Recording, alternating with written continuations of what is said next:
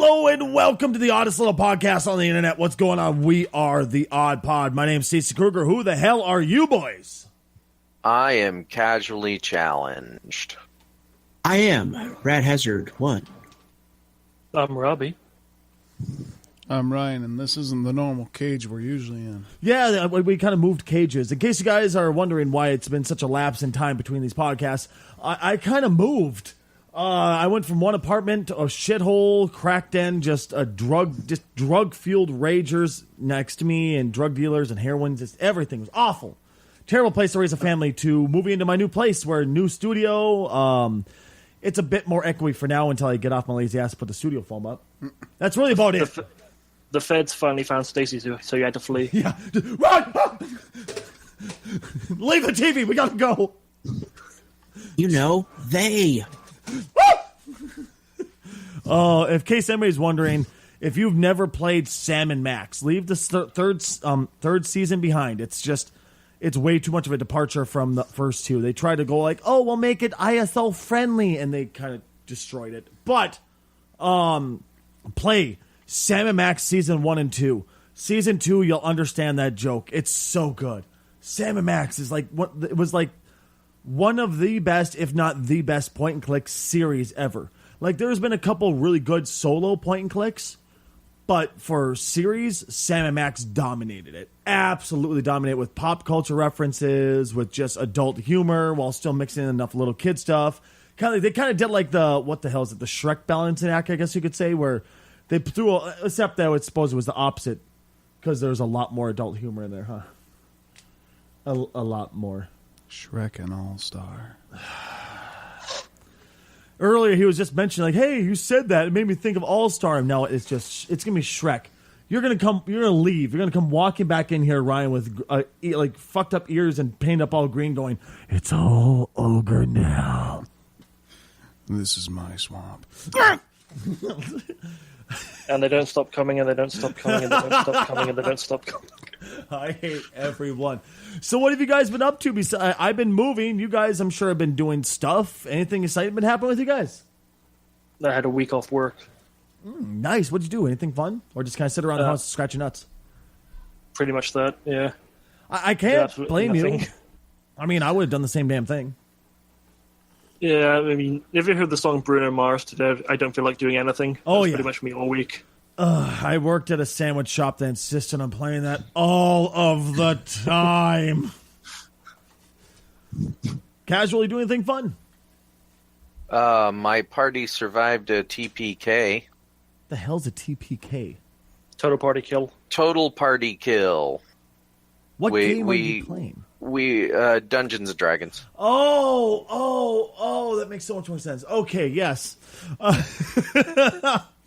We were trying to solve a puzzle, and we got hit by a frost storm spell, followed by a meteor swarm spell. Jesus Christ. And meteor swarm, it should have TPK'd us, but most of us were out of the room, so it was okay. Rad, you do anything fun?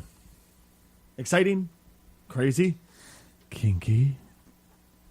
Well, you want crazy? I'm still a mod at twitch.tv/Stacey Kruger. Oh, God damn it, Rad. Just that shameless plug. Go sub to me.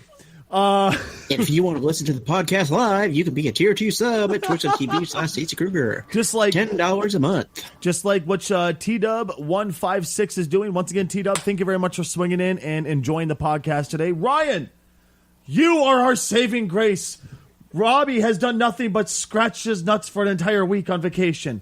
Casual play D&D. Rad just stayed by mod. What did you do? Give me something, man! I would get calls from this boy at 9 in the morning saying, hey, you want to come help me move? I mean, I don't got nothing else to do. I guess. Just, hey, Ryan, what's up? I fell into some issues. I'll be there in 5 minutes. God damn it, Stacey. Everything's need move. I move them. So the best part of the moving thing, guys, is sledgehammers being inside the house and being swung don't work out too well. We found this out, me and Hutch. He almost smashed out a lighting fixture. Like, I can't remember. Have any of you guys ever seen like the tours that I do inside my house, like before and like before I moved and stuff? I kind of did a what my house looked like tour. I saw a few of them. Okay, do you remember that humongous oak entertainment center that I had in my kitchen, Robbie? Yeah. Well, we found out because 1 second. But yeah, we found out that it wasn't full oak the hard way. So Hutch decides to pick up his sledgehammer, goes to swing it, and in the process, it smacks into the lighting fixture on top of the kitchen. And that's we're lucky because they hit like the metal part instead of the glass, so it was just like the sweet spot to not smash this thing to pieces. So then we start swinging on it, and we find out that over half of it's particle wood, but the parts that were real wood made it heavy. So there you go. But yeah, so we had fun destroying my apartment. We had to drag our couch out in the 100-degree heat. Me and Hutch are dragging my fucking couch out of my house, throw it in for the parking lot. We're like, how are we going to get this thing into the dumpster? Because it has to be in pieces. All of a sudden, he's like, wait, I have the sledgehammer upstairs. So here we are, 100-degree heat, 100 Fahrenheit for anybody who's, worldly would be about 45 Celsius, I believe. No, it's about. No, it's 38, 39, right? No, it's 32 because Celsius and Fahrenheit are weird. Like, if you go up 10 in Fahrenheit, that's not 10 in Celsius. That's like 20 something. Okay, yeah, I just looked up. 100 Fahrenheit was 37.7777778 Celsius. So yeah, okay, I was wrong. I apologize. It was not 45. But yeah, so really fucking hot out. It was like 75. No, it was like 85% humidity. It was just pouring sweat, right? So here, me and this jackass sitting in the parking lot with my knife cutting the fabric off, baiting the shit out of this couch. Neighbors are looking at us like we're assholes. I'm going, I'm going to be out of here in a week anyway. Go fuck yourselves. I don't care. So, I had an eventful couple of weeks. But apparently so did Hollywood. Who knew when we stopped podcasting, the world did not stop turning. Big shit happened on the set. Oh, not necessarily the set, but in the world of Guardian of the Galaxies. Yeah. So, Casual, you know a little bit more about this than I do. What exactly the hell happened, man? Okay, so we all know we hate getting political on this show and just in general because we like to escape reality. That's the whole point. But sometimes things can't be avoided, like all of the sex scandal stuff that went down that has been a good thing in Hollywood because, people that are scumbags are getting removed from projects and we're not rewarding these people anymore. Case in point, it's leaving the realm of just sexual related things and entering the realm of just good taste. For example, Roseanne Barr was the show Roseanne was canceled because of tweets that she made that were extremely racially offensive. Wow. She said, "Oh, it was I was just joking," but you just can't be that person anymore. I disagree. Now, if you're on a different side of the aisle, you totally can be. It's just you just have to make sure the media's on your side, Casual. Let's not be fucking shit. Like not joke around here. Whether you feel that way or not, the point is I feel that way. It's the truth, man. You can't go on social media and be making certain statements. You just can't. It doesn't matter if what it is. You just can't do that now. If people grow a little bit thicker of a skin when it comes to certain jokes, I think people will be better off. I think Roseanne went way the fuck too far, but and that's my point. What happened with Roseanne was, I think, justified. Well, what she did versus what James Gunn did. Now, what James Gunn did was 10 years ago, first of all. And back when Guardians of the Galaxy 1 was being made, these tweets surfaced. And Disney, at the time, said, Well, this was 10 years ago. James Gunn has come out publicly, and at the time it was like 4 or 6 years ago. And James Gunn had already, before anything came out, changed as a person, apologized for those tweets, and essentially he apologized again when it came out 6 years ago when the first Guardians was being made. A group that is basically just being assholes at this point made those tweets resurface again, and Disney's response this time was just to fire James Gunn, stating that these do not reflect the Disney blah blah blah, this kind of stuff doesn't reflect the Disney brand, blah blah blah. Now here's the problem. We have now tipped the scale on what was a good thing theoretically in cleaning up what Hollywood's has brushed under the rug previously, into, are we going to start punishing people for things that they did 10, 20, 30 years ago that they are not that person anymore? And unfortunately, right now, the answer is yes. Yeah, it's Disney being reactionary. Whenever something like this comes out, the reactionary response is distance yourself from that person as much as possible, which in this case means firing them, unfortunately. Right, but again, they already had covered this before. Now, here's what happened in reality. Disney, seeing that this was going to be a headline, and knowing that people don't actually do research unless they want to know more, like me, Disney saw the future. And unfortunately, this is the worst part, because it's true. The future would have been that this would have made headlines. People would have been in an uproar that don't actually do the research and only look at the headlines. And Disney is in the middle of a major deal right now to try and purchase Fox. They don't want anything to ruin that purchase. That's my personal opinion. That's what I think is really going on here. They want to be looked at as squeaky clean, like a mouse. Squeak.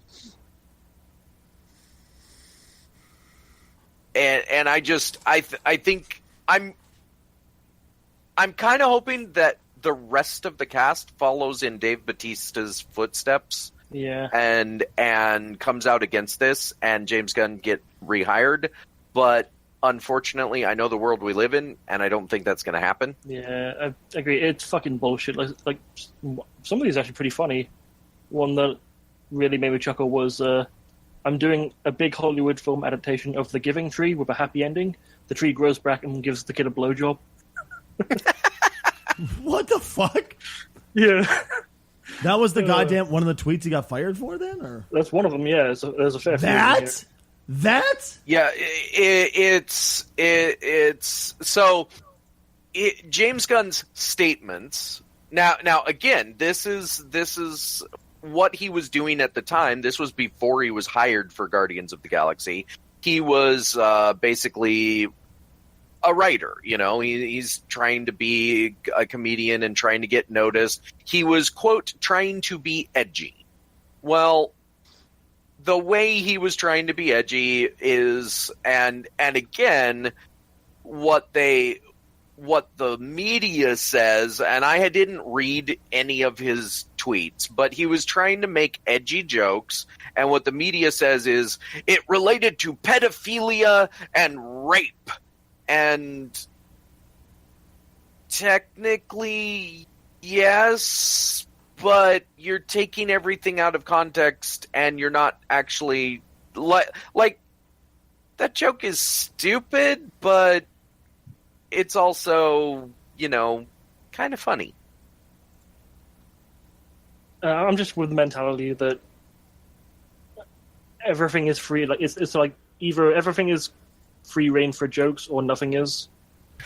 And exactly, and that's the other problem here, because it was obviously a joke. Whether you like the joke or not, it was obviously a joke that wasn't aimed at like okay, and let's go back to why the Roseanne thing was wrong versus this. The Roseanne joke was aimed at a specific person that Roseanne didn't like. So combine the specific, like, targeted, Roseanne doesn't like this person, and she's doing a racially charged joke that, that's wrong. James Gunn's joke was in poor taste, maybe, but it wasn't aimed at, like, a specific person or whatever. It was just him trying to be edgy. And if you start to fire everyone over all this stuff, like, not only 10 years later, but like you start to put, you start to cause people to have to think about everything they say, and eventually they're just not going to say anything. I would add on. Here's a good example. How many times could you be fired from your job for something you said in middle school? That's another good point. Like this is double. This is the first case of double jeopardy.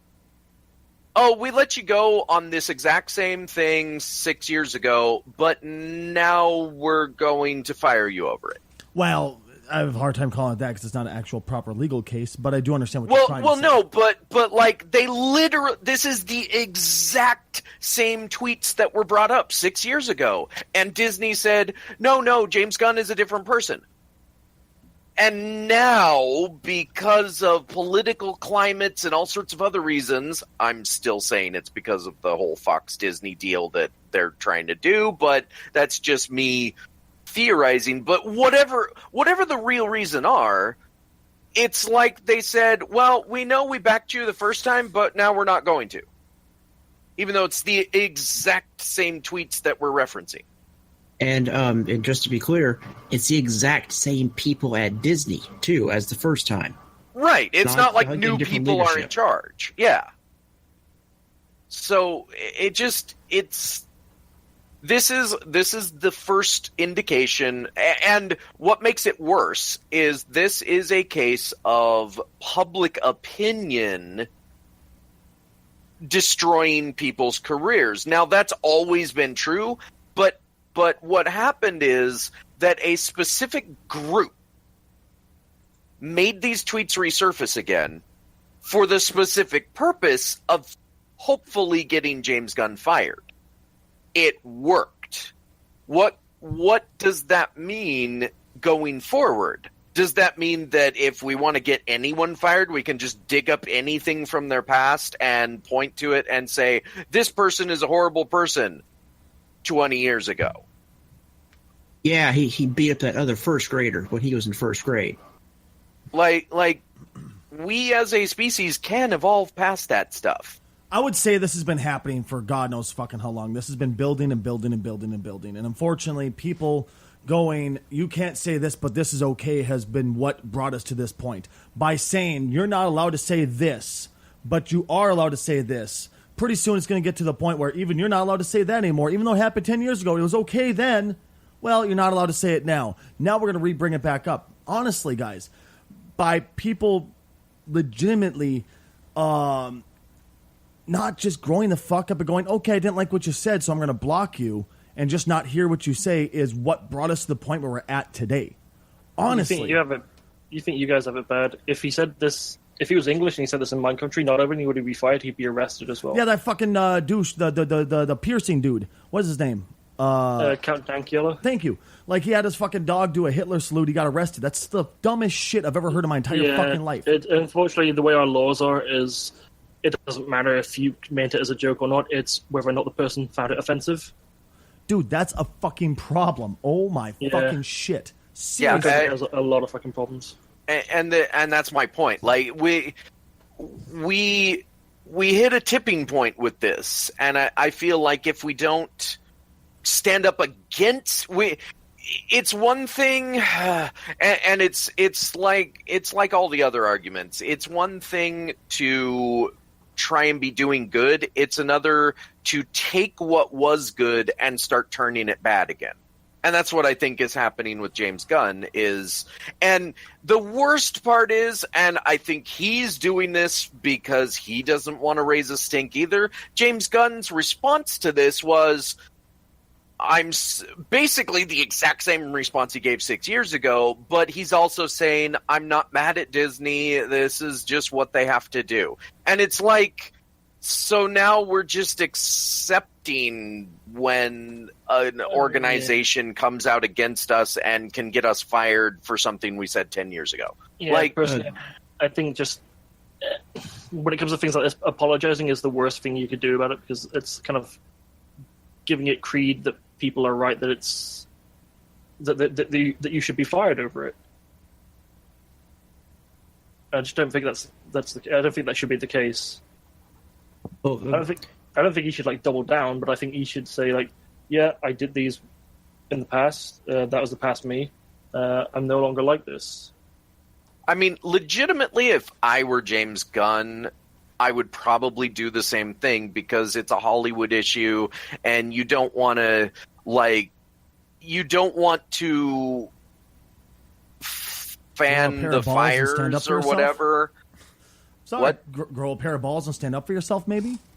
I'm Well, sorry, man. If you roll over and take it, all it's going to do is encourage us in the future, just like we've seen so many times before. I agree, but in Hollywood specifically, you don't want to, especially when he's been fired from Disney. Disney owns over a third of the business right now in Hollywood. So James Gunn doesn't want to raise a big stink because he wants to keep working. And in order to keep working, he's got to go somewhere else. And this is going to follow him now. And so he's trying to make this go away as much as possible. Just like, it sucks. I don't know. Like I said, to me, this is part of the biggest problem is people not learning just to grow the fuck up. If you don't like what somebody said, don't listen to it. Just block them. Just ignore them. I mean, this keeps getting back to the same problem of in school, instead of telling us just ignore them, just walk away. It was go tell a teacher, and then the whole school's gonna have a meeting about one person who looked at you the wrong way type of bullshit back in school. I mean, it's the same exact thing. If you don't like what somebody said, don't fucking listen to it. Don't just ignore them. Block them. It's quite easy. I can show everybody how to do it. You just walk up, push block, they disappear from your timeline. Fucking amazing how Twitter works, folks. I mean, it's mind-blowing to me that people are this lacking of intestinal fortitude to just stand up on their own fucking accord and just go, well, I was offended. I didn't lose a leg, but I was offended. Oh, no. I mean, it's not like they got fucking leprosy from being offended, for Christ's sake. You got that from a comedian. I know. It was a fucking great line. Yeah, I can't remember his Australian comedian. I wish I could remember his name. Yeah. I can't remember his name, actually. It's perfect, though. It's absolutely perfect. It's so perfect for this conversation. You didn't get leprosy from being offended. Just calm the fuck down. Christ. Sorry, I just get so worked up and get so tired of hearing people whine. I didn't like what he said, so he should be fired. How about you didn't like what this person in the media said? Don't watch their show and don't follow them anymore. Your fucking problem is solved.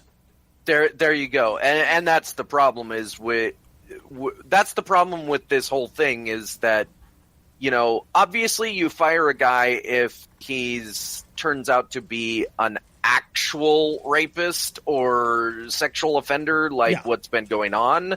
And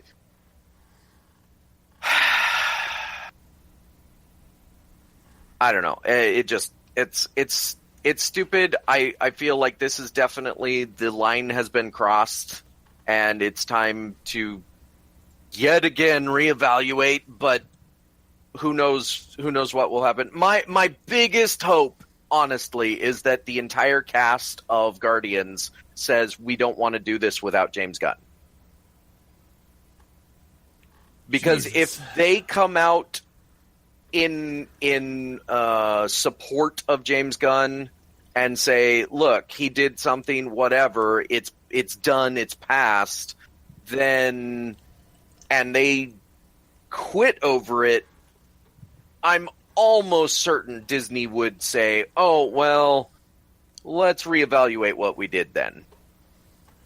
So Because they're not going to lose the potential money-making machine that is the MCU over this. Okay, I don't disagree. I think that's what the cast members should do if they really liked him. Like whatever Drax, David, whatever his last name is, Dave Bautista. Batista. Thank you. Yeah, Dave Bautista stood up for him and said this is bullshit. You know, he's not okay with what happened to him, and he's spoken a tweet about it. You know, we all make mistakes. Move on. Move the fuck on. Jesus Christ. And you know, I don't disagree. Now, if the rest of the crew, like you pointed out, comes up and says, Disney, buck the fuck up, bring him back, or we're gone. You know, Disney might actually stop. But of course, Disney is Disney. They're like, fuck you about many things. They might just say, screw it, we're done then, and leave it at Guardian of the Galaxy 2. I mean, sure, they've made movies about kids raping other kids and giving other kids AIDS, but hey, it's okay when they do it, but not when someone else makes a joke about, you know, something stupid as a satirical comment. Jesus. Do as I say, not as I do. Right? Sorry, ever since they put out the movie Kids under a different moniker so they can get away with it, and then they come down on other people for music that they thought was a bit too offensive, or a tweet from 10 fucking years ago that they think is just a bit too offensive. This is just silly. This is just fucking silly, man. You know? I mean, what if whoever's thinking about letting Disney buy them, Fox, right? What if Fox said, listen, we don't want to... No. They're trying to buy Fox. That's what I meant to say. I'm sorry. What if Fox says, listen, we don't want to sell to you anymore because of a movie you released quite a while ago called Kids. We don't agree with that. That's not part of us. So we're going to let this other company buy us instead. It sounds just as fucking stupid, doesn't it? So then we get 10 weeks of news coverage of absolute garbage. Well, it sounds just as stupid, doesn't it? Yep. Silence. All right, and Robbie, from one thing to another that seems to be pissing off a whole bunch of fans. Teen Titans. I've heard like a cross section. I've seen people who are extremely happy and excited and like what they saw. Then I saw a bunch who were not very happy. I've seen the trailer. It looked not what I remember of Teen Titans. You're the one who really seemed to like Teen Titans a lot from the crew here. What's your thoughts on it so far? I mean, I absolutely loved the Teen Titans cartoon growing up. It was one of my mainstays every Saturday. I'm not that too keen on their current iteration Teen Titans Go because it's a lot more kiddish and silly. This seems to be a lot more gritty and dark, which I don't know how I feel about that because, yeah, the original Teen Titans cartoon did deal with some darker subject matters. It wasn't like, oh, blood and guts and fuck Batman. I was about to say, I you know me, I love the darkness of the DC universe. It's one of my favorite things in the entire world. But this was just like, I don't remember them like legitimately killing people, and that's what I saw already. I don't really remember that either, to be honest. I think maybe with it being Teen Titans, or it's just called Titans, they're trying to appeal to edgy teenagers. And with everything, there's always going to be the one side that, oh, we absolutely love it, and the one side that, oh, we absolutely hate it. But yeah, when I first saw the original pictures of what the Titans were going to look like, well, the ones that were usually visually more interesting, like Beast Boy, Raven, and Starfire, I wasn't really too keen on it. I just didn't really like the designs of the characters. With this new trailer, I'm a little bit more interested, I guess. I'll definitely give it a watch, just because I'll give anything a watch. I was about to say, Robin looks pretty decent. I don't know. He doesn't look bad. He doesn't look good. He looks just right on par. Yeah, the costume for Robin look great. Raven, I like the way she looks. Yeah, Raven looks pretty good. I think I kind of wish she could be paler though. I don't disagree. Yeah, from what I understand, at least this season is going to focus around her and her lineage. Mm-hmm. Starfire, I wish they would have gone more with the green fire than they're doing like red fire. Yeah, I'm about to say, it seems with Starfire, people are pissed about the way she looks. Like, she just doesn't look right. She's got different colored lightning. Well, with Starfire, that's always a tricky subject because Starfire, in almost all of her iterations, has looked less than modest. So it's kind of a difficult thing to do in a television show that you can broadcast. Yeah. Personally, I think even with them making her more modest, I think she still looks like a stripper. I don't know. I think that the hair looks a bit weird. It's a bit weird because it's a bit off because her hair is supposed to emulate fire. Mm-hmm. I don't know. I think out of all the character designs, she's the one that I'm least excited about because at least the other ones look more like the characters they're based off of. Mm-hmm. I am interested to see what they do with Hawk and Dove, though, because those character costumes look really cool. Hawk and Dove. Yeah, it's like in the comics it was a brother duo, but in this one it's a brother and sister duo. Okay. Like Hawk and Dove, like Hawk represents war, Dove represents peace. Okay, cool. You ever notice that the current lineup of Titans is a lot of birds? Yeah. Yeah, Red Hawk and Dove, Raven, Robin. Yeah. Like what? All they need to do now is have Beast Boy turn into a bird, and like, then the one that's left out is Starfire. Like, Yeah. What are you doing here? Get out! This is birds only. God damn it. I don't know. So it looked interesting, I guess, but like I said, it was just, even for me, I was like, Christ, why are we killing people? And the whole fuck Batman thing. He was anti-Batman when he left, and there's no denying that, and that's always been quite prevalent in the comics. But okay, so here's the thing about all of this stuff. I didn't even watch the trailer because I believe this is going to be a DC streaming exclusive, and I don't plan on getting the DC streaming service, so I don't really, mm-hmm. I don't really care that much because, if I'm not going to get the service, then meh. But,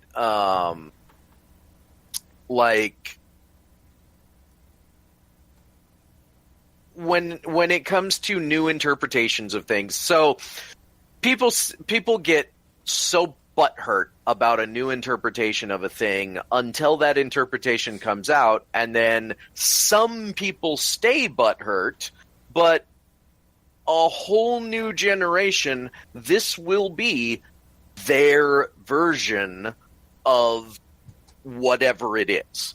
And this is pointing to classic literature. Think about how many different versions of Hamlet there are, and how many different versions of Dracula there have been. Now let's point to modern literature. Think about how many different interpretations just in the comics of Batman. Everybody's favorite superhero. He's like the number one top superhero of all time. He's had like 100 different versions just in the comics alone.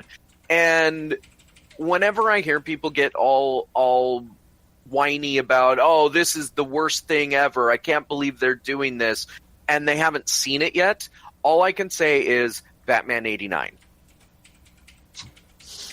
Heath Ledger. Now, I know you have opinions on Heath Ledger, Stacey, but generally speaking, people got all butthurt about Michael Keaton being Batman. Then once they saw the movie, they were like, oh my god, this is the best Batman ever.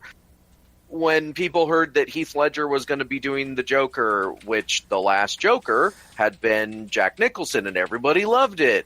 Then they saw the movie and they were like, "Oh, I really like that Heath Ledger." Like, you got to give it a chance, people. Yeah. You know, it can be a Suicide Squad, but it can also be 1989 Batman, The Dark Knight, Iron Man. Like, when people heard, and I think that those people were stupid. When people heard Robert Downey Jr. as Tony Stark, they got all up in arms. Now, I was one of the few people that actually was like, fuck yes, because the similarities between Robert Downey Jr.'s actual life and Tony Stark's actual life, I was like, this is meant to be.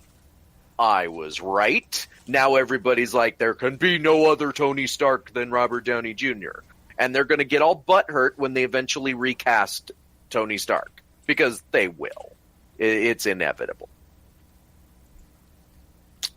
That being said, again, I don't really have... I've never had an interest in the Titans. Also, it should be noted, they're not being called the Teen Titans anymore for this live-action series. It's Titans. And I think that's going to be like... They're aiming at a slightly more adult audience, I think. Yeah. I think maybe because they can do a bit more romantically wise with older, what's the word? Young adult or like later teen, so that they can with younger teens. Yeah, and plus with him literally saying, "Fuck Batman," I'm pretty sure that like they're going to do the same thing that Star Trek Discovery did. And they're going to like push all kinds of boundaries. Well, since we don't have to have ratings like a normal show, since it's our streaming service and it's behind a paywall, we can do whatever we want. And they'll I would almost bet that that "fuck Batman" line is going to be one of the few actual times they use the F word. And they'll probably do some kind of like sexy kiss or side boob or something in the show, but that'll be about it. Yeah. Just for people to go, ooh, shocking. I want Beast Boy to be an animal and see an animal dick. Oh, for Christ's sake. It has to happen. Robbie? I mean, when it comes to animal dicks, the only one I really like is horse dick. I was about to say, are we going to be seeing on Tumblr just nothing but Beast Boy cock now? You already see that. Well, I mean, like the newer kid, the newer. Well, that came out wrong. Holy shit, the newer Titan. I forgot. They're no longer teens. They got just Titans now. So the newer Titan, Beast Boy. Most likely, yeah. If not already. Oh, fucking 10 years are going to come down and go, he said that on the podcast. He stumbled. Let's get him fired. At minute 39, probably around 30 seconds, he said this. I want him done. Done. Wiped from the earth. Yep. Yeah. Everything you do on the internet is for forever. So don't do anything ever again. But yeah. So now here's my take on DC right now. So previously, in the DC movie TV verse, it was very strange news coming out constantly about all kinds of weird things. And the reason for that was probably more to do with the fact that everybody was trying to get on the good side of AT&T in case they got bought. Well, they have got bought. So now we're starting to see a couple of things happen. First of all the strange news has kind of stopped. Like there isn't all sorts of like conflicting reports coming out of DC News now. It's all like all the potential projects have been kind of shoved down, and now we're only hearing about the projects that are either already filming, already have a script, or basically are definitely being done. For example, the Joaquin Phoenix Joker movie is definitely happening. We're not hearing any news about Jared Leto in a Joker performance anymore. We are getting actual trailers for things like Shazam and Aquaman and Wonder Woman 80-something. I feel like the direction that DC appears to be going, because looking at the Teen Titans or Teen Titans Go to the movies versus Titans. Same basic characters, two completely different tones, and two different sides of the medium. Teen Titans Go to the movies is a Teen Titans Go movie. I don't know if they're going to be releasing it direct to video or if they're actually putting it in theaters, but it's basically taking Teen Titans Go, which has been a success, and making a 90-minute movie out of it. Teen Titans Go to the movies is an actual theatrical release. Yeah. Okay. And it is still made for kids. It is still that thing that is going to be primarily, for a younger audience. Confession time. I greatly enjoy Teen Titans Go. Oh, you poor son of a bitch. And that's fine. It's like, I'm not too much of a fan of it, but I don't hate it. It's fine for the audience it's for. Yeah. Well, and that's the thing. I feel like DC tried to compete with Marvel with their connected universe movies, but the problem was they were all being made by one person, and the tone was a specific tone. And some people, you could kind of argue that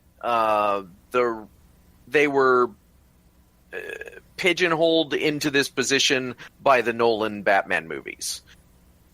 What I mean by that is that Nolan Batman, after a big failure of Superman Returns and after the massive stink eye that was Batman and Robin,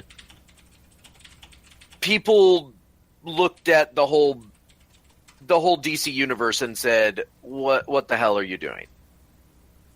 Then Nolan came in and he was like, oh, here's a really good version of Batman that is really good because it kind of isn't like, if you were to take the superhero-ness out of the Nolan Batman movies, the Dark Knight trilogy, with the exception of the third one, which gets a little bit too much into its superheroes side, what you would have is a vigilante versus criminals movie, and it would work on that level as well. The tone of the Batman movies set the standard, and DC felt that in order to appeal to the fans, we have to keep this tone for all of our future movies. And we got Man of Steel with the same tone. We got Batman v Superman with the same tone, but trying to also put in a lot of really weird versions of Batman and stuff, like Batman shooting people with their own shotguns. That was just a fucking dream, though. That's the thing. It was just a dream sequence. So that's how you can get away with it, which I don't agree with. I don't like dream sequences, but that's how you got away with it. But anyway, the point is that a lot of things happened, and now if you look at the current crop of trailers that are coming out of San Diego Comic-Con, they're realizing we don't, at least I hope this is an indication that they're realizing they don't have to compete with Marvel anymore. Do what we want to do, make the movies how we want to make them, and make them, much like Marvel's already been doing, tangentially connected. Yes. Like, about that, from what I've heard of the DC panel, the DCEU is no longer the DCEU. They've actually rebranded it as the Worlds of DC. And notice it's Worlds, not World. So which I'm hoping that kind of means that they're going to go for more movies that are, like you said, tangentially connected, more standalone stories that aren't heavily interwoven with each other, and only need to do like Avengers style movies every once in a while whenever they need to. I think it would be probably the best thing for them to do, because it would allow them to do their own kind of thing with each movie and not have to worry about all this interconnection that forcing all that interconnection in the movies, which they've been trying to do with the last few ones. yes, and DC is really famous for being what do you call it? They have a multiverse, and in the TV shows they have been doing that whole multiverse thing like really, really well. Like they've been covering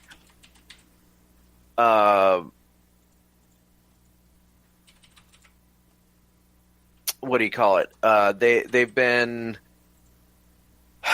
like Supergirl is in the same universe but not, right? It's like okay, so the way the DC does the multiverse is there's like the Ori of Worlds, which is like different universes, like Earth 1, Earth 2, Earth 3.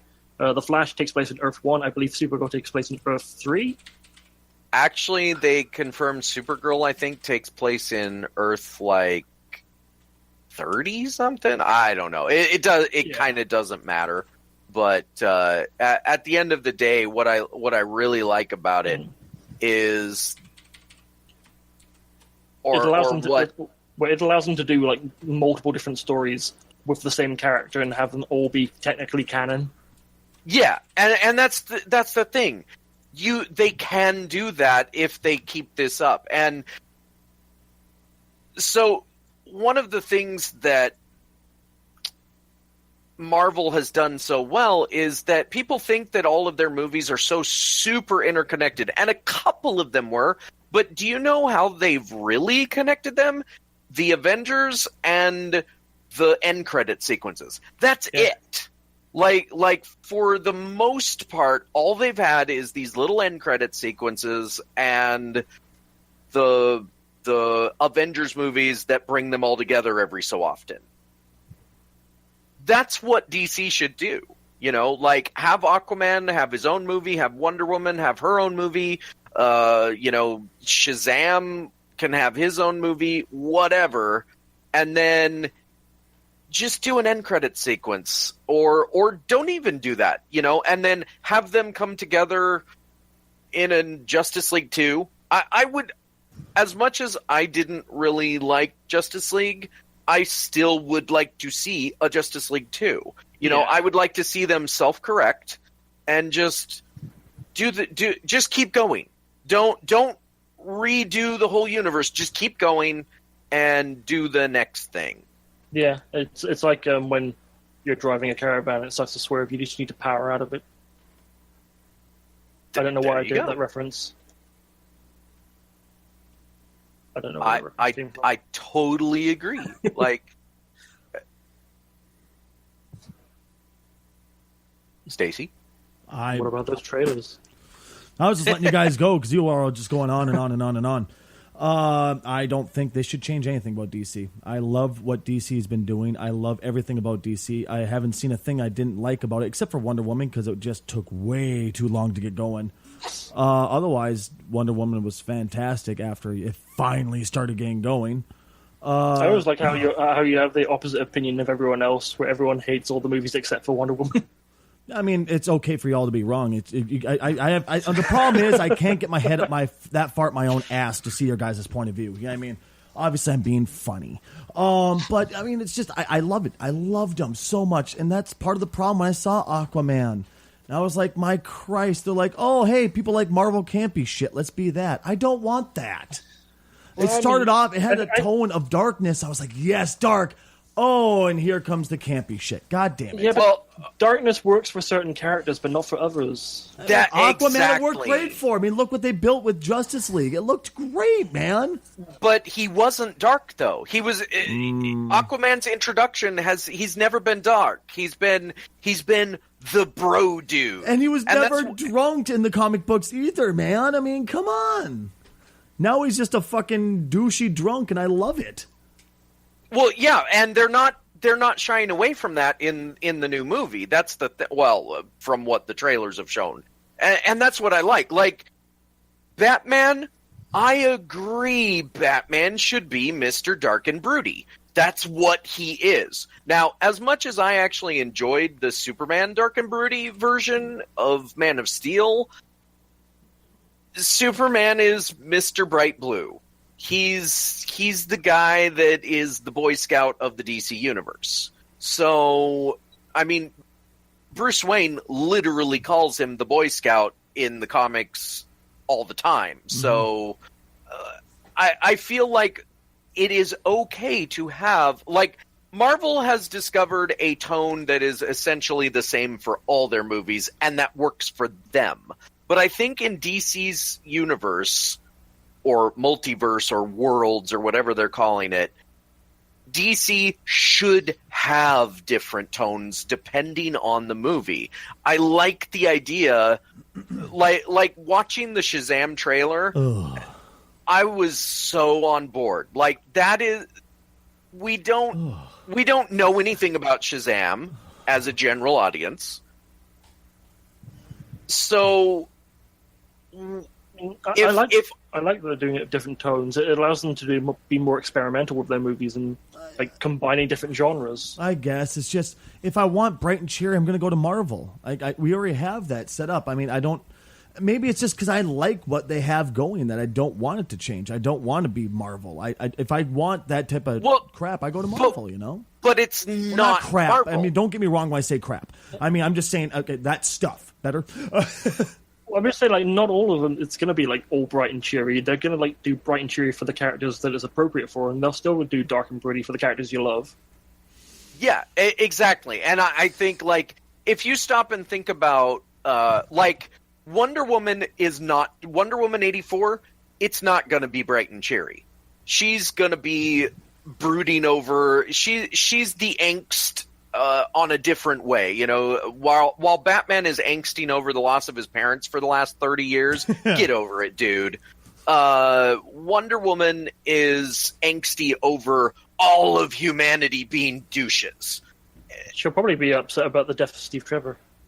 Right, and there's going to be something about that because he's apparently back somehow. Which one's Steve Trevor again? Chris. The boyfriend? Yeah. Okay, Chris Pine. Chris Pine. There's a lot of Chris's out there. But like, and what I mostly like about like for example, seeing the trailer for Aquaman. Now, I don't know a whole lot about Aquaman, but I do follow some media outlets that do know about Aquaman. And one of the things that they were really happy about is Black Manta has the ridiculous outfit. Yeah. You can't do Black Manta without that helmet. That's like his key character trait.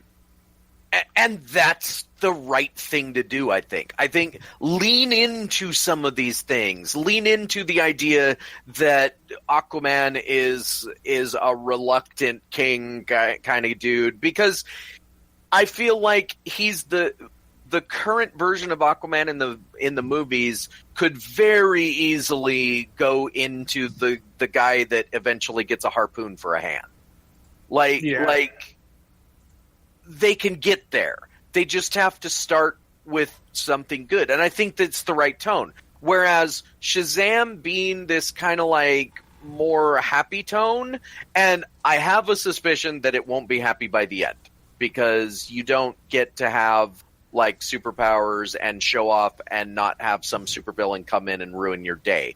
But that being said, if I was a 12-year-old kid and I discovered that I now had superpowers and looked like an adult, I'd be going and buying beer and punching people in the face and, that's what I was saying. That's why I think it works, because it's like, yeah, that's what you do if you were a kid and you suddenly got superpowers.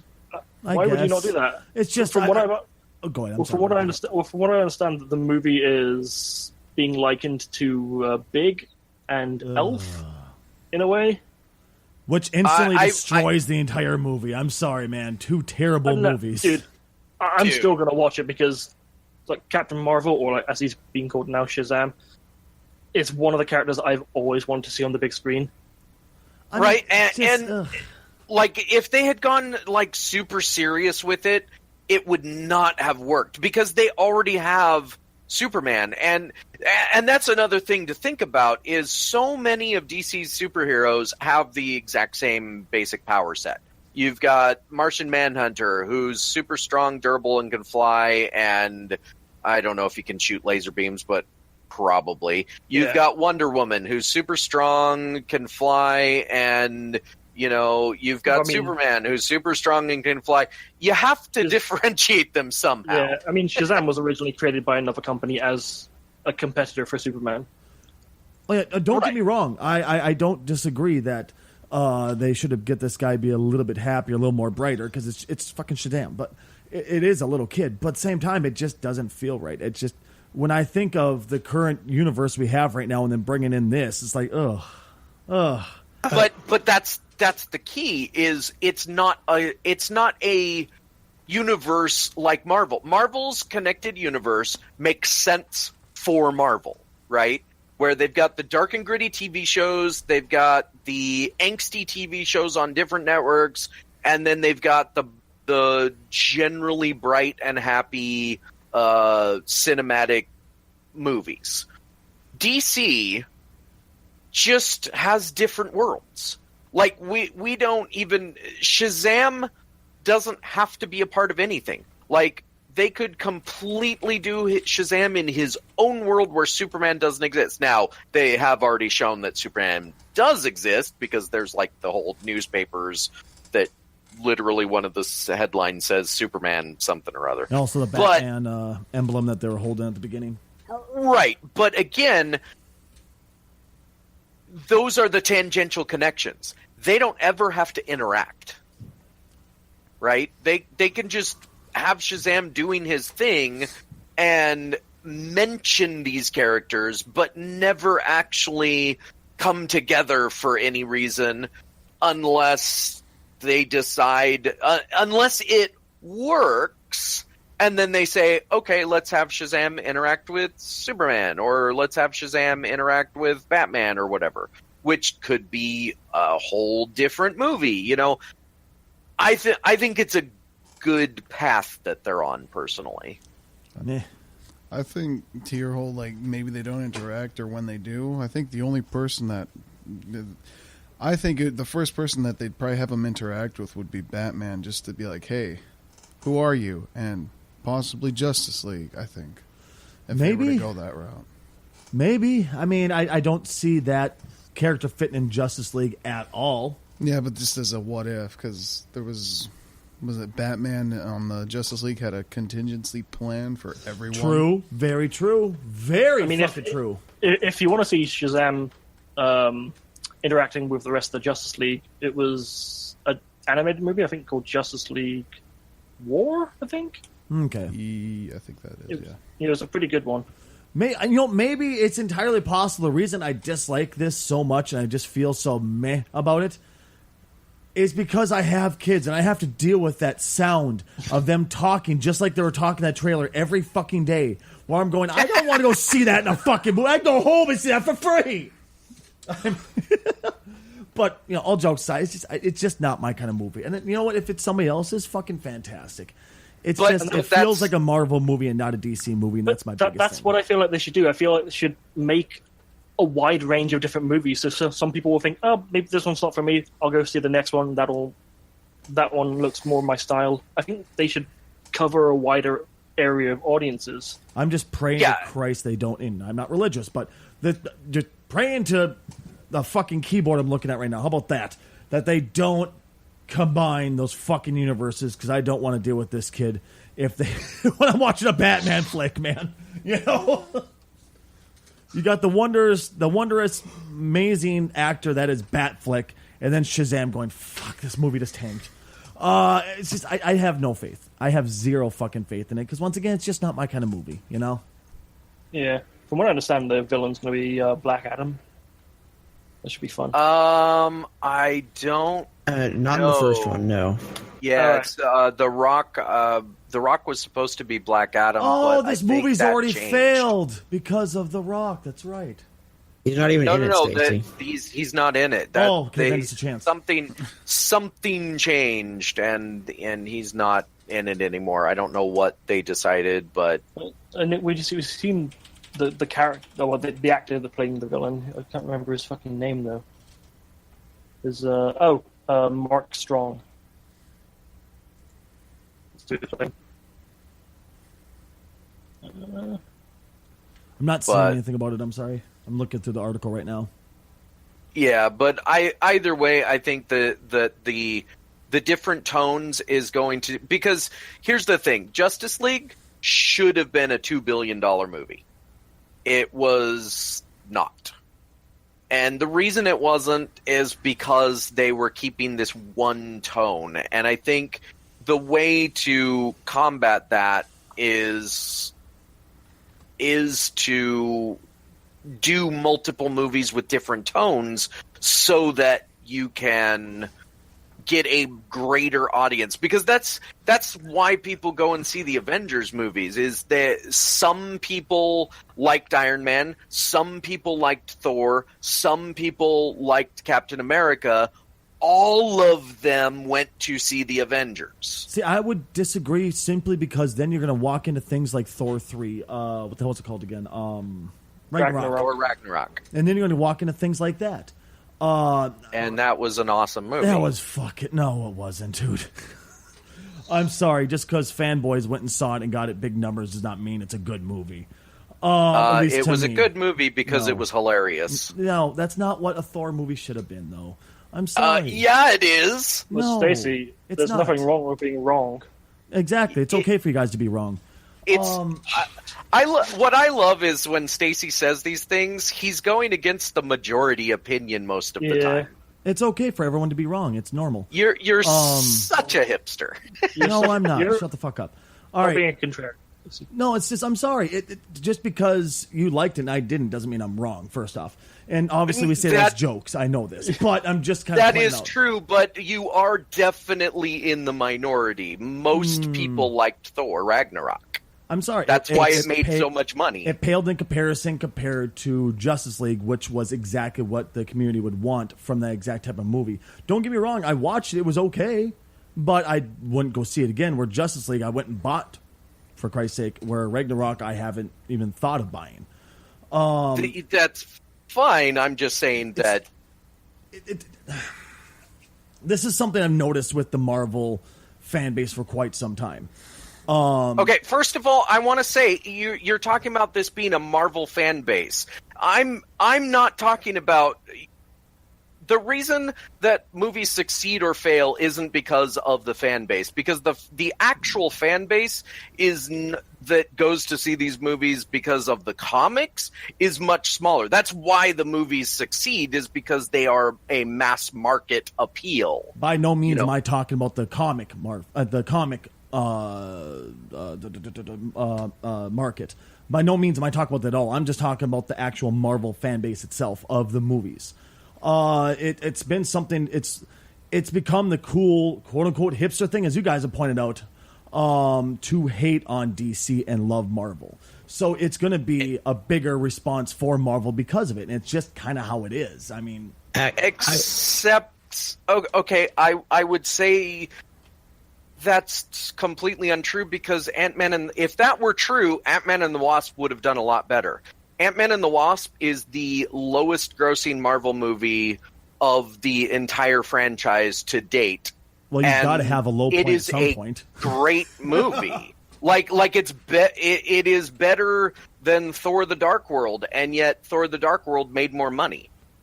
Saying that it's a fanboy thing is just splitting hairs. I completely disagree. There's a reason that some movies just make a lot of money, and it doesn't like. And again, I will say that had Justice League been a good movie, more people would have seen it, and it would have made more money. I disagree, man. I really do. It was an amazing movie. It was exactly what the people... It's what you wanted. And that's wrong? No, but I'm saying that's not what makes money. It's what makes money in the movies is everyone goes to see it. That's why the Avengers movies have made so much money, because everyone wants to see them. It's not a Marvel fanboy thing. They're well-made movies, and everyone wants to see them. Sure. Maybe it's just because I've seen the exact opposite side of this, Casual, and you haven't. I mean, it's quite literally, I hate to say it, but it's tough being a DC fan some days when you're on the internet, and also in real life. It really is, you know. I'm sorry. If you think about it, the actual hipster thing is to love DC and hate Marvel. You're wrong, buddy. And not because everybody loves Marvel and dislikes the DC movies. Everybody does. Okay. But if you want to be a hipster, you love DC, and you're like, the Marvel stuff, I'm too cool for that. And I would argue that you are a DC fanboy, self-proclaimed. You know, you have said that many times joke. That, well, but it's... Whether and it's not a bad thing. I love Batman. My thing, I mean, though. There's nothing. I don't think I'm not necessarily a DC fanboy. I've said the DC thing as a joke just to get on people's nerves. I'm a definite Batman fanboy. I won't deny that. I love him. I love his character. I love what he stands for. I love everything about him. There was a couple iterations of him where I'm like, not such a big thing on this one. Kind of like when it was Thomas who was killing people. Thomas I was not a fan of because he killed. And I'm not a fan of Bats killing. That's just part of my thing. That's why I like Bats so much. Because he just was willing to stand there and do the right thing every single time, or at least what he thought was right. And he tried to always be the better person. That's what I liked about Bats. Well, generally, at least. Let's just generally try to do better, you know? And that's what I thought was so cool about him, you know? Well, I will also say, though, that you tend to say that some of us are Marvel fanboys. I want all of these movies to succeed because I am a comic book nerd. Like, I love comic books. I want to see all of them succeed. But I'm also a movie nerd, and I look at movies being, you know, well structured and well acted and stuff. And DC has been iffy in that regard currently. Like, and that's the other thing. Like, for instance, I am one of the few defenders of, along with I think Rad, of Man of Steel. Like, I actually really enjoyed Man of Steel. I didn't enjoy Batman v Superman because of how it just didn't make for a good movie. Like, it was trying to do too much. They threw in the kitchen sink. And I feel like if they had pulled back a little and not tried to rush things to get to Justice League, that it might have been better. But we'll never know because we don't have the Rick and Morty multiversal cable box. I don't disagree, and I've been a huge supporter of Man of Steel since the time I went and watched it finally, and I've done nothing but rant and rave about how amazing it was. Same with Batman versus Superman, though. It's just, the thing is when you go to watch that, unfortunately, yeah, I agree. They should have made it 2 to 3 movies. They should have gave Bats his own solo flick, no matter what, period. Hands fucking down. Sure. The fact that you rushed it as hard as you did, you fucked up, and I'll admit that. But at the same time, I watch it, I love every second of it, except for the Martha scene, which is just shit. That was the lowest point of that entire movie. Oh my fucking shit.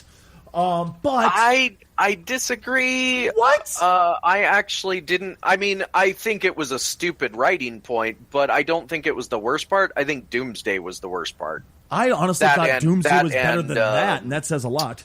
Lex Luthor says hi. Yeah, Lex Luthor's the performance. Oh, that was just Jesse Eisenberg. Why? No. Okay, They said that was Lex Luthor Jr. Yeah, They said later. yeah. So okay, I know that name, Jesse. Can you remind Jesse me Eisenberg. what else has he been in? The Social Network. Gee, guys, I think this is a Zombieland segue. Oh, that piece of shit. No wonder it was so bad, the performance. Because he fucked up another movie, too, called Zombie League and Zombieland, which apparently they want to make another shitty Zombieland, guys. Stacy on the alternate opinion train again. You know, it does exist, guys. I know it's hard to, believe it when you kind of shelter yourself in this little thing, but I'm sorry, Zombieland was not a good flick. It was boring at best. The only thing that was really good about it was Bill Murray, excuse me. That was the only thing that was good about Zombieland. Otherwise, I was bored to tears by it. I'd love to be inside Stacy's brain for just a little bit to see how he sees the world. Most people I'm a be scared, mod my in friend. his Twitch channel. You do not want to be in that brain. I honestly, I heard about this and I was like, first off, my first question was, why do you want to make a sequel to that? Second, it's been 10 fucking years. Why are we making a sequel to this? Okay. Now, we may disagree on the fact that whether we think it's a good or bad movie or not, but I do actually agree with that. Like, I enjoyed the first Zombieland. It doesn't deserve a sequel, and why 10 years? Like, why so late on this one? Like, if you were going to do a sequel to Zombieland, you should have done it within about 2 or 3 years. Oh, yeah. Its time has passed. Zombies are passé. Like the only thing that it did, I like the movie just as a movie, and I like zombie movies in general, but what they did with it was not super new in the genre. And the genre has moved so far beyond, like zombie movies are no longer popular, for one. Thank Christ. Two, they've kind of done everything. They've got iZombie on the one of the Warner Brothers channels. They did that movie Warm Bodies. I think we've seen everything we can see. You know, The Walking Dead is pun intended, dying. What are they going to do with a sequel to Zombieland? Like, why? There is one more thing they could do with zombies. Have the zombie plague happen. Everybody's a zombie. There's a new plague. It makes people human. They're the ones that should be exterminated. Jesus Christ. They kind of actually already did that too, but they fucked it up. The movie I Am Legend should have had that ending.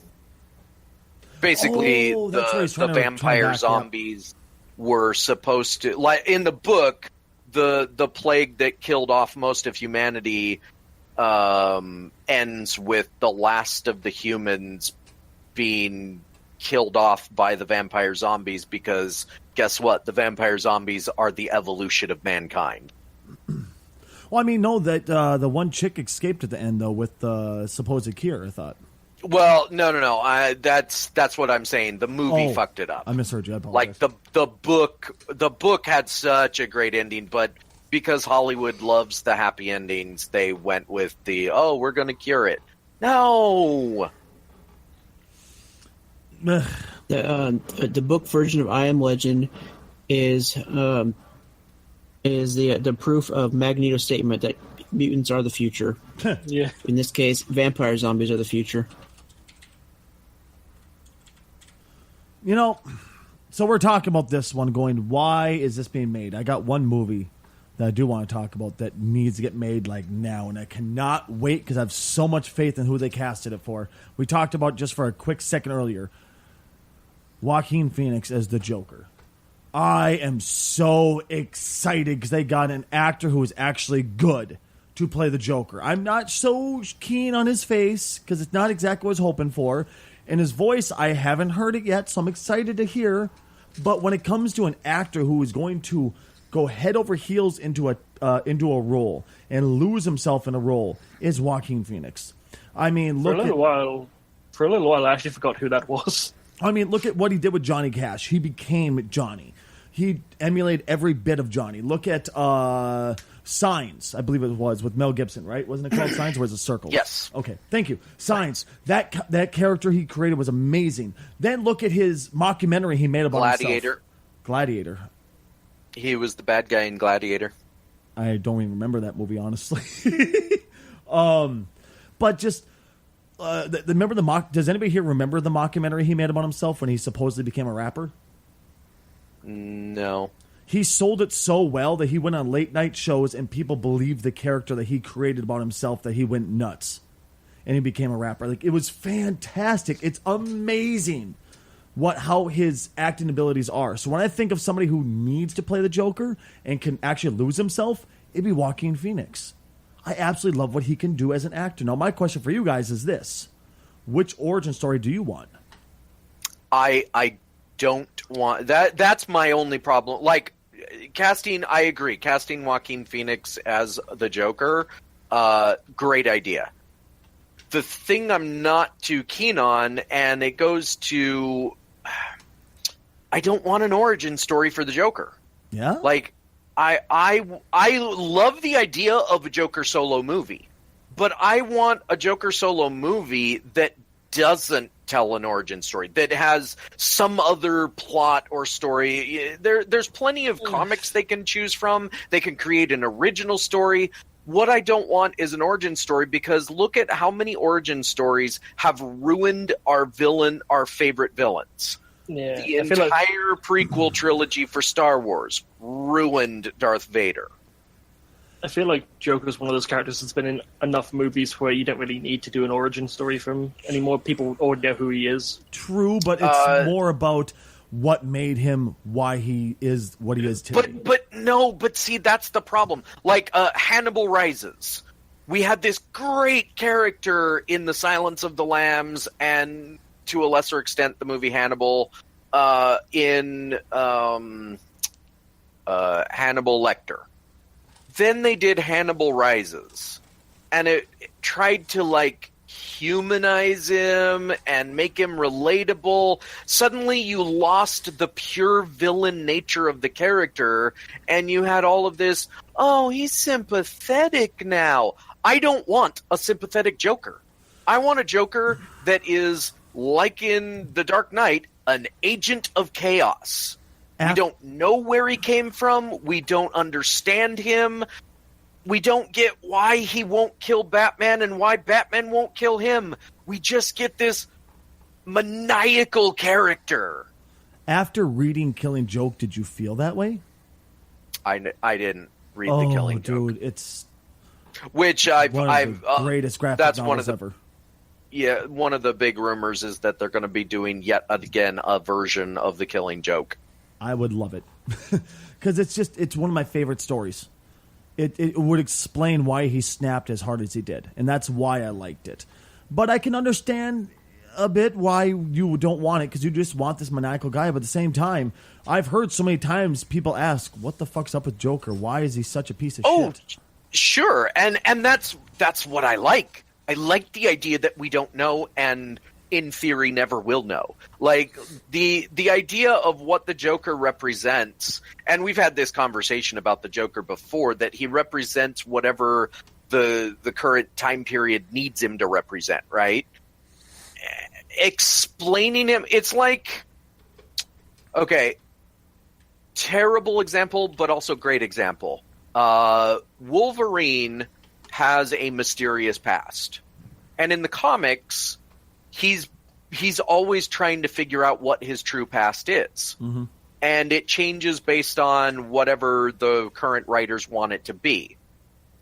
Then they came out with an actual supposedly canonical origin story for him, and suddenly he becomes kind of boring now. Yeah. He's I feel just some kid from the Canada or Canada 1700s or something. Like, Yeah. one, we never knew how old he was. Now we do. Two, we never knew why he is who he is. Now we do. Three, we never knew about Sabretooth's connection to him and whether or not Sabretooth is related or just a crazy person that keeps getting in his head. Now we do. Like, everything we learn just takes away from what Wolverine is, in my opinion. Yeah. See, I feel like it's revealing the entirety of a monster in a horror movie. It's like, yeah, they can do it, but in the end, when they do, you're like, really? That's it? I disagree. It's never going to be as awesome as as it is in your head. Okay, I will agree that the Wolverine origin movie was trash, but because it was written terribly, it was just made terribly. But I think the story itself was fun. I enjoyed it. I enjoyed learning a little bit more of the backstory of Wolverine. The whole fact that he was from 1700s, I didn't give a shit about that personally. I mean, they could put him in any time period and I would have enjoyed it. I did not care about that part. But the Weapon X part of it, I enjoyed a lot. I don't think they did it quite well in the movie, but I've always enjoyed the Weapon X portion of his story. Botched the hell out of everything in that movie. To his credit, though, and this is what I will say about the Deadpool part of that movie, to Ryan Reynolds' credit, even though he knew that they were botching Deadpool, he acted the shit out of that role, even with the botched fuck up that they did. Mm-hmm. Like, that's a credit to an actor. Like, he played the crap out of that version of Deadpool, even though he knew this is stupid. I don't disagree. Ryan Reynolds is an amazing actor. Poor bastard got stuck with 2 shitty superhero movies, but there you go. Oh yeah, he did, because he also did Green Lantern. Out there doing ring shit. Boy, did they throw some more shade at all of that in Deadpool 2. Yeah. I am really hopeful for a Deadpool 3. Oh, I'd be in happy land. Oh, I thought you were going to say, oh, I'd be in hell. I would love Deadpool 3, man. I thought Deadpool 2, oh, God. I still have some complaints about it, but it was still good. It's just, I wish they hadn't tried to go, do you remember the magic for the first one? We're doing it again, guys, instead of just going with it. That was my biggest issue. But that's really minute, personally. It was just as fun. It was absolutely amazing. Like I said, they could trying to go back and go. You remember how we always compared him to an angry avocado having sex with an uglier avocado? Ha ha ha! Just move on. Don't fucking react it. Don't. Yeah, that's I fucking agree stupid. with that. But generally, sequels do that, especially sequels that have a lot of jokes in them. They go, "Oh, that joke worked in the first one. Let's do it again. Yeah. Only more." But Exactly. I don't know. Like I said, I'm just. So, segue. I would like What to. do you think of the Godzilla trail? I was just going to say Godzilla. I have a multitude of opinions, dude. Like an insane amount of opinions. First, I hope to Christ and everything holy. At first, I was a bit disappointed because I thought it was another Toho Godzilla, which I still think have done they fucked up Godzilla a couple times. Don't get me wrong; they've done a couple shitty ones, but they've really rocked the house with Godzilla because they were the creators. They know how to do it. But then I saw Legendary. I'm like, oh well, okay. The first one was mediocre because they wanted to make it into a drama with some monsters in the background instead of it being a fucking monster movie with look, they want to fuck. Some people over here want to fuck or just are following the monsters around, but. I have hope from seeing it that it's going to be more about the kaiju, that they're going to throw the bullshit aside. They're not going to try to make it just another Godzilla 99 with a couple kaiju in the background that they're going to make it a proper Godzilla flick this time. They're bringing in 4 kaiju. Godzilla's coming back. King Ghidorah. Holy shit. I know I'm probably slaughtering that name, and I apologize. I've always slaughtered his name. Ghidorah. Rodan. And Mothra. Holy shit. This is going to be amazing if they do it right. I honestly think they're gonna give the kaiju more screen time than they did in the last movie. I'm hoping they've learned the lesson since then. I hope they learn the lesson. That's generally what everybody, like the director and everything, that's essentially. And the ones that they showed in the trailer, that's not all. There's going to be more than those 4? The director said that we're keeping some things secret, and those people... Well, okay. Whether or not this is true or not, we'll see when the movie comes out. But basically, the director said at various panels and interviews that what the trailer shows is what they wanted to show, but they're holding back some things. And quote, Toho fans will be happy when they see it. Like that's their intent is to make the fans of the Toho Godzilla movies more happy about this franchise. I mean, there's so many different... I would add on to that, Stacey. Mm-hmm. You've seen this trailer, right? Mm-hmm. Don't watch any other ones. No, that's the plan, dude. I mean, there's so many they could bring in. They could bring in Ultraman. They could bring in Mechagodzilla. They could bring in... there's Crustacean Man there. Crustacean. And you son of a bitch. I doubt it will be Mechagodzilla or Ultraman for this one, but there's a high chance if this movie succeeds, because let's face facts. First of all, they have to get to Godzilla versus King Kong, which is still happening. Which I don't know how to feel about it, but basically, I think they're on the right track. Like, I think whatever they're doing is getting the people like you, the true Godzilla fans, excited to see the next movie. And that's, I think, going to be their key to success. I mean, there's so many they get hit on. I'm sorry. I'm a little wary of if they start trying to tackle some of the sillier elements from the Toho movies, like Space Godzilla. Space Godzilla wasn't silly at all. He looked really silly. Really? He looked terrifying to me. He was a Godzilla with gigantic crystals for shoulder pads. Well, that's the thing, though. It was something with a B. Balanta? No. I want to say Balanta. I'm probably slaughtering it, and I know I'm going to get... Like, you fucking idiot, Stacey. You call yourself a Godzilla fan, and you called it Balanta. I apologize, but the plant... Biolant. Thank you so much. What the hell's wrong with me today? Thank you so much. But when Biolant died, remember how when she died, she kind of just turned into spores and disappeared into space after she bonded with Godzilla to start copying? There is a fan theory, and it's been more or less proven that it went and the spores from Biolant joined with the what created Space Godzilla out in space, and that's why it saw as Godzilla as its next approach. That's where I'm going to go. That's my ultimate target because I am part of him. That's why it took on the look of Godzilla. That's why it has a really Godzilla look aside from the crystals on its shoulders, stuff like that. I mean, it makes sense once you go into the lore of it why the crystals had to be there, because they need to pull energy from the ground with the crystals around it towards its shoulders, stuff like that.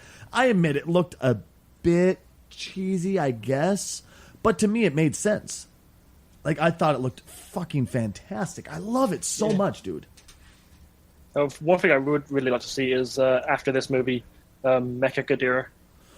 Oh. Mechagodzilla. I mean...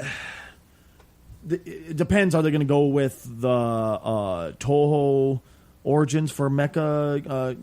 Why he came about originally, where there was aliens who humans who travel back in time, blah blah blah blah blah blah. Or what are they going to go with something else?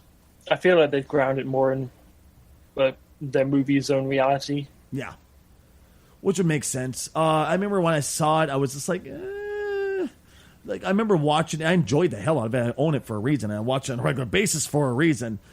But seeing the origin was just like it was a bit weird. You know what I mean? But I mean, once again, it all depends on how many they're going to bring in.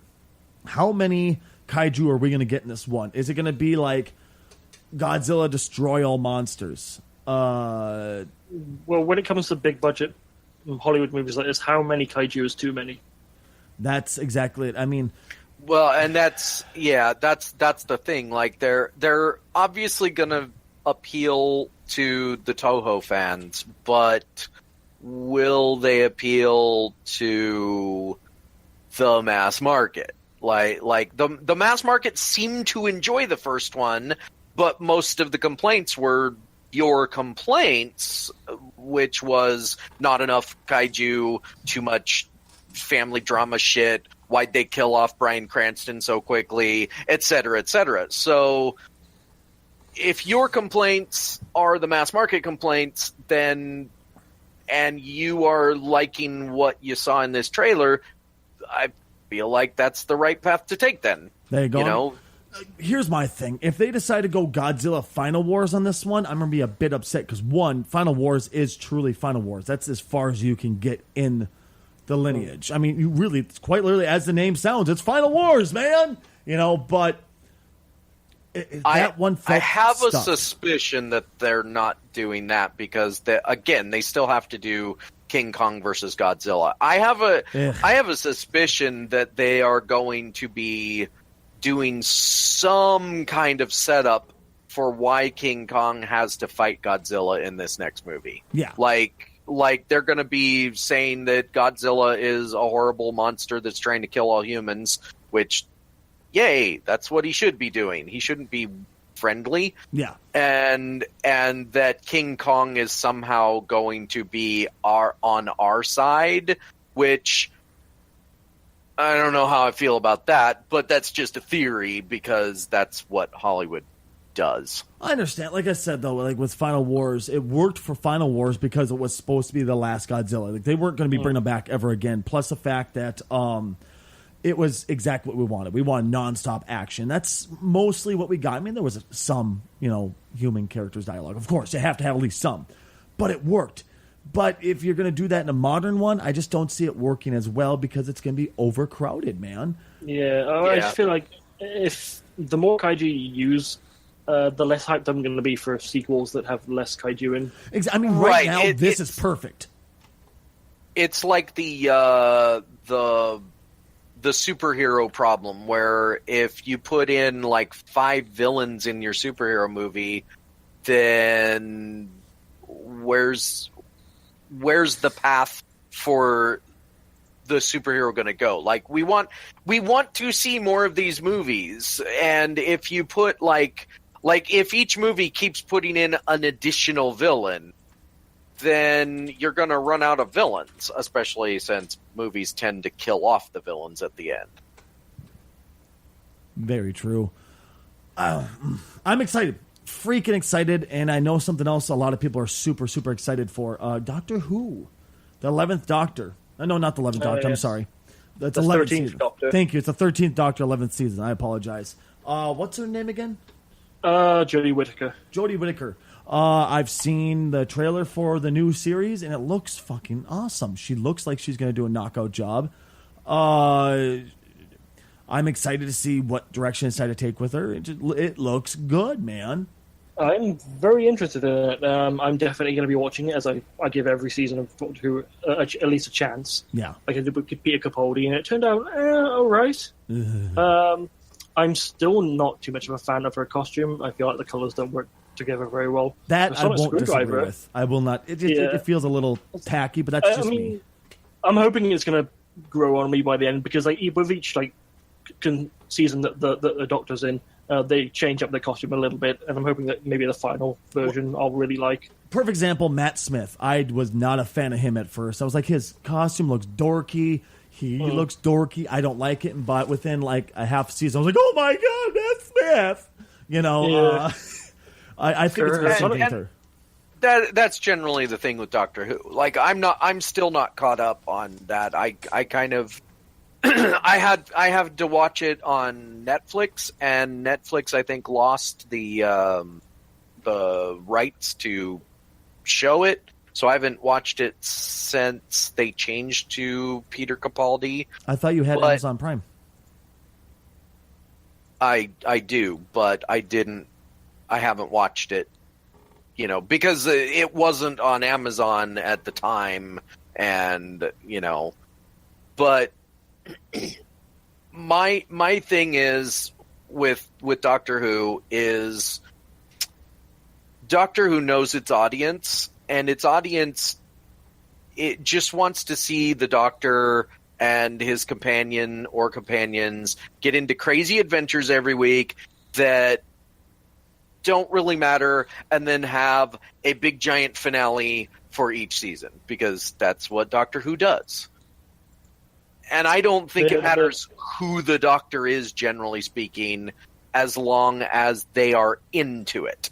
And the only actor that I don't think was really into it, they got rid of right away, which was the first season of the current Christopher iteration. Yeah, Christopher Eccleston. He was okay, but you could tell he just wasn't as into it as the others have been.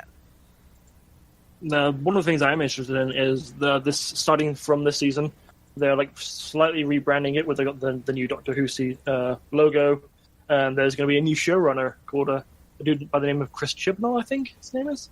I haven't seen any of his previous work, so I'm not sure what his writing style is like. But I'm interested to see. He was part of the other series called, I think it's called Broadchurch. Yes, I have heard of that. Jodie Whittaker was in that one too. Yeah. So I think at least they've worked together before, so that should be a plus. But the Sonic Screwdriver is very interesting. It's a lot less technological. It actually kind of looks like a magic wand to me. The handle of it looks very wooden, and the part that lights up looks kind of like a little crystal placed in the top of it. It's very interesting. I'm definitely going to get the toy when that comes out. Fun fact, the Sonic... I can't remember which season it was, but I think it was the... What do you call it?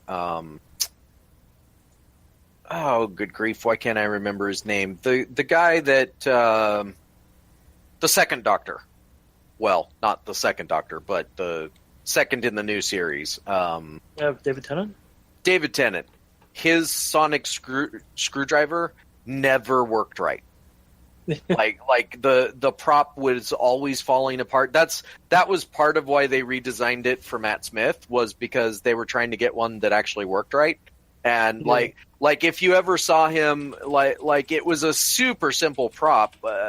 Every time that he activated it, he would kind of throw his wrist and it would pop open, right? Mm-hmm. Well, that action, oftentimes it would fly out of the piece, or it wouldn't pop open, or whatever. So they had to do a complete redesign for Matt Smith because it never worked. And which is hilarious to me, because you got a show that's going for how many seasons and you haven't figured out how to make your prop work yet? Yeah. One of the things I didn't like about Peter Capaldi was, for at least the first part of his run, he didn't have a Sonic screwdriver. He had Sonic sunglasses, which were kind of but then he got a Sonic screwdriver. That's kind of weird. Yeah, he did end up getting a Sonic screwdriver, which looked pretty cool, but he didn't use it that much, unfortunately. I still think one of my favorite lines from whatever season it was when the master shows that he has a laser screwdriver, and the reasoning was because lasers are cooler.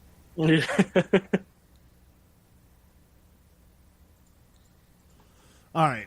I want to talk about some video games. We've talked about nothing but movies this entire time.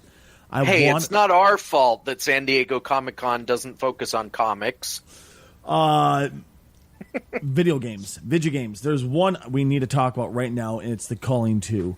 Or the lack thereof the Culling 2. It's already been pulled off of store shelves.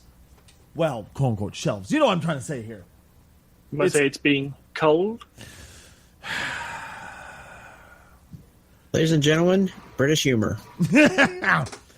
But developers for the game announced that the Culling 2 is in the process of being taken down from digital storefronts on all three Xbox One, PS4, and PC. Following the unsuccessful release of the game, the Battle Royale game. Because here's what the problem is. The first one, Culling 1, was a blast. It was a lot of fun. It was fun to watch. It had an interesting take on the Battle Royale thought. Like where it was more about crafting weapons, fun battle mechanics instead of just like spray, pray, run, hide, build a wall in front of you, kind of crap like that. It's a lot more fun. It was a lot more hands-on, a lot more technique, actual skill to it. It's just fun. Where Culling 2 came out, and instead of going like, wait, what made the first one a lot of fun for people? Let's do that. They were like, hey, look, PUBG makes a lot of money. Let's do that copy. Let's do a copy of that and just go with it. So legitimately what they did is they made PUBG, but with the Culling voice announcer and the Culling 2 logo on top of the parachutes. That's it. I mean, there was a few other minute differences, but realistically, it was just PUBG. And it was such a massive backlash from the fan base. It crumbled to the point where they're like, here, fucking refunds to everyone. We're sorry. Let's fix this. And now what they decided to do is go back to day one of the culling. Exactly how it was, how it worked the day one of the original culling. Which I think is a huge step in the right direction. They're going, all right, we're going to see. We knew our fan base liked it before we screwed with the game. We knew they liked it before we put all these massive, massive changes in it that pushed them away. How about instead we go, they like this. Let's work towards this again and maybe work towards Culling 2 being like this or just stick with Culling 1. I mean, who here has had experience with the culling? I can't stand the Battle Royale genre, so I don't play any of them. Okay. Yeah, same here. It's just the fact it was more first-person shooter, hand-to-hand combat, less long-range stuff. That's why I thought it was decent and actually worth a chance.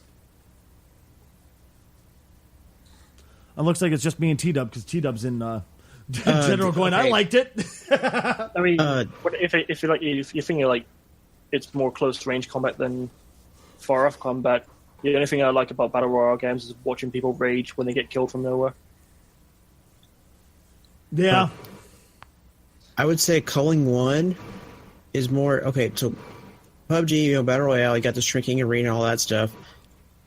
Culling 1, I would say, was closer to like the Hunger Games style, where you had an arena. Yes, it doesn't really change. You know, it doesn't like get smaller and smaller. And the Hunger Games didn't really have super long range weaponry either. So, I suppose, yeah. It's just less. Here's a giant island to go have fun. More of here's an arena in that island. Have fun. Yep. And it was fun. It was a fun little game. It was, even to people like me who just don't enjoy battle royales, this was actually halfway decent, the original culling. And it's back to day one.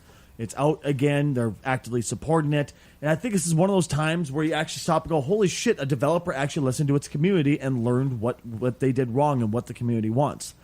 They were not listening for the longest time, and they just started listening finally. Fucking thank Christ they started learning. They started listening. They started actively paying attention. Do you think, in a way, more developers down the road are going to give a shit, or do you think this is just a one-off? I think that this is just what it is for this. I don't like. Every developer is different. Every developer listens to their community more or less. I think it also depends on how big the developer is. Like, for instance, Blizzard learned that they can't listen to their entire community, because if they listen to their entire community, nothing would ever get figured out, because their community is so big that everybody has different opinions on what is better or worse for the game. So they take certain things into account, but generally they just do what they're going to do. Whereas for the developers of the Calling, they kind of have to listen to their community a bit more because they're a smaller company. You know, they're a smaller game, and they're competing against, like you said, PUBG and Fortnite and whatever the most current, you know, popular game is. Very true. Very true. I mean, I guess it's just me hoping against hope that they're gonna, you know, pay attention for once. But oh well. All right, guys, we've been going on for how freaking long now? It's been close to 2 hours. I think it's about time we finally call it. Who knew when you don't podcast for a while, you guys want to talk for a bit? Well, you know, Stacey, if you keep blue balling us like this, it's going to build up. Oh, it's on my eye. God damn, I taste it. Oh, what the hell is that pungent taste? Asparagus? Thank you very much for tuning in to the podcast today that we have in the Odd Pod. I'm Stacey Kruger. Who are you boys? Ryan. Did you forget you were part of the show? You're just like, no, am I supposed to talk now? Well, usually I'm after Bastion. Remember, we start at the top. We start at the bottom and go up. Oh, because I'm most important. Okay, I get it. I'm Robbie. And I'm Robbie. And I'm Robbie. And I'm Red, I guess. That's what they tell me. And I'm casually challenged, and I'm full of opinions. Oh, so am I. That's why we love to fight. Take care, everybody. Thank you so much for tuning in. We'll catch you next time. Stacey, hold up. Yes, Snookums. Don't forget to subscribe to twitch.tv/Stacey Kruger. If you would like to listen to these podcasts live and support the podcast, that's right. Go to twitch.tv/Stacey Kruger and subscribe at tier 2 or more. And you have the opportunity to tune in live. Listen to us record the podcast live and also submit articles. Love you guys. Take care, everyone. Bye-bye.